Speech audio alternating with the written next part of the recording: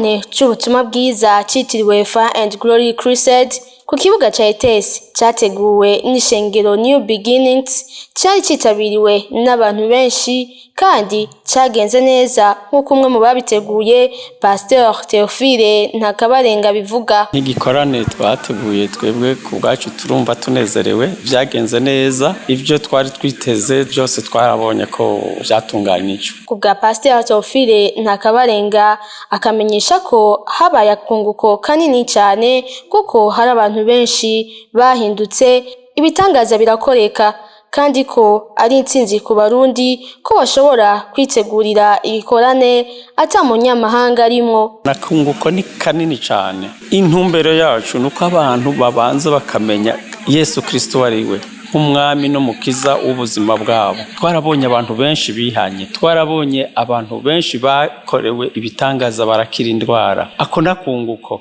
Ariko kandi Abarundi barashoboye organiza igikorane kinini nk'iki, bonye nata munyamahanga arimwo kandi ntikigira agasembwa na kamwe. Iyi ni intsinzi ikomeye. Ibi byose ni inyungu kuko birabonetse yuko dushobora gutegura igikorane kigahera atagasembwa. Agahamagarira Abarundi kuza baritabira ibikorane mwene ivyo kugira babone gukora kw'Imana.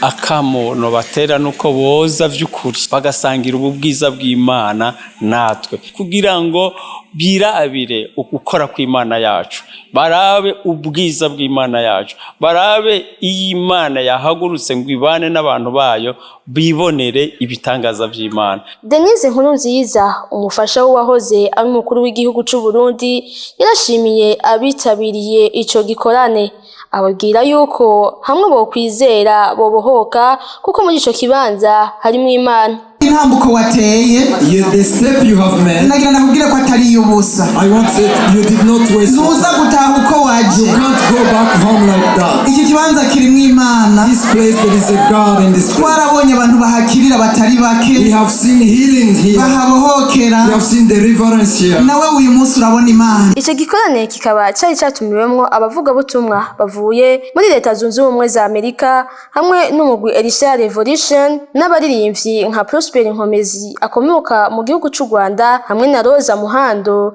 akomoka mu gihugu ca Tanzania.